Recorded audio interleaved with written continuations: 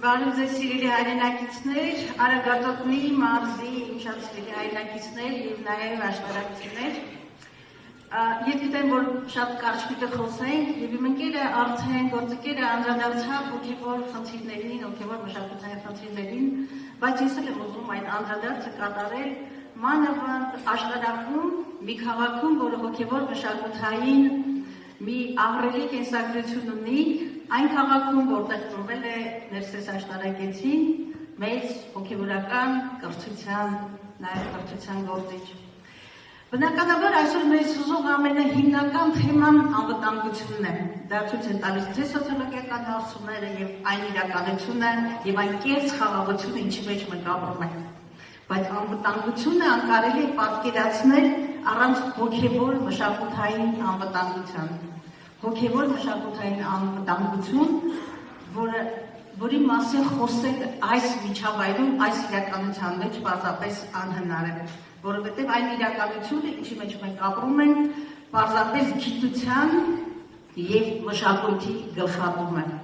Արդեն Սևակը խոսեց վերազգային արժեքների, որը նույնն է թե մեր էության, մեր արմատների, մեր ինքնության դեմ այդ հրոսակաբարող արշավանքի մասին, որ այսօր նախաձեռնել են այս ապազգային իշխանությունները։ Գիտության և մշակույթի գլխատում, այն, ինչ կատարվում է այսօր Հայաստանում։ Ըստ էության, դա նաև ազգային պետության կազմաքանդումն է,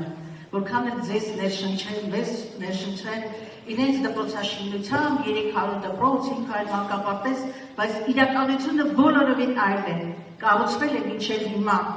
ընդամենը 100 դպրոց, և որոնց մի մասը ընդամենը վերականգնվել է և որակի մասին չեմ խոսում։ Այսօր կանգնած ենք այն ողբերգական, ես կասեի, մեր ազգային անվտանգությանը սպառնացող մի իրականության առջև, և այս իշխանությունները նախատեսում են փակել շուրջ 230 դպրոցներ, որոնց 70%-ը սահմանամետ շրջաններում են, ես էլ չբացատրեմ, թե ինչ է նշանակում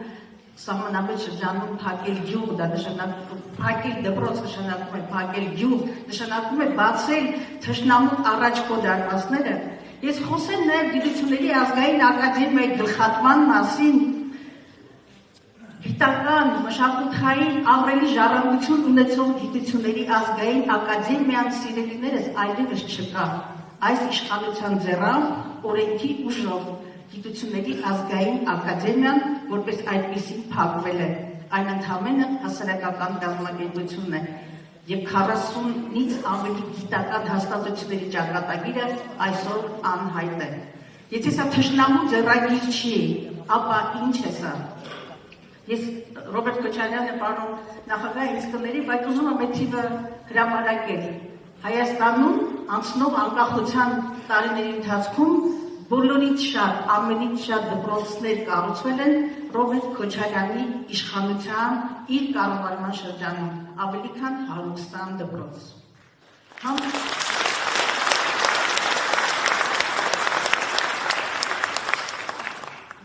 Ես կարող եմ շատ երկար խոսել, իսկ արդեն դուք գիտեք, որ մեր հոգևոր ժառանգության, մեր հոգևորի, մեր ինքնության պաշտպանությունը առհասարակ մեր խմբակցության, մեր քաղաքական ուժի, մեր դաշինքի ուղղակի էութենական, այսպես արժեքների հիմքում է, որովհետև չի կարող լինել ազգային պետություն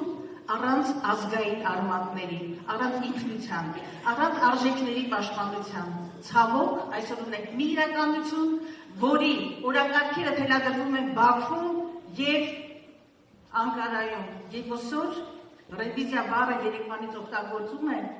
ինքը ռևիզիա է կատարում մեր պատմության նկատմամբ, մեր ինքնության նկատմամբ, մեր արմատների նկատմամբ, չորացնում է ազգային պետությունը։ Մենք կանգնել ենք նորից ոտքի ասելու ոչ, ձեզ չի հաջողվի։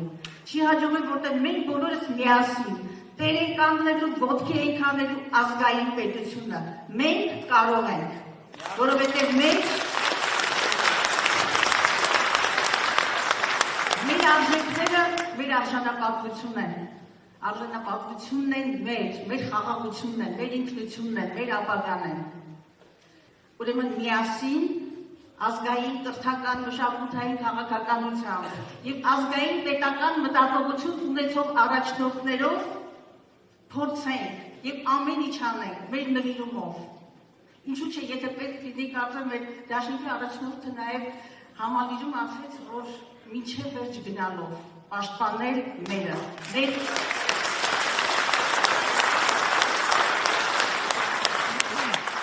մեր ազգային մենք գալիս ենք ազգային մտածողությամբ, ազգային իշխանությամբ, ազգային առաջնորդությամբ, ազգային արժեքներով պահպանելու, պաշտպանելու եւ առաջ տանելու իսկական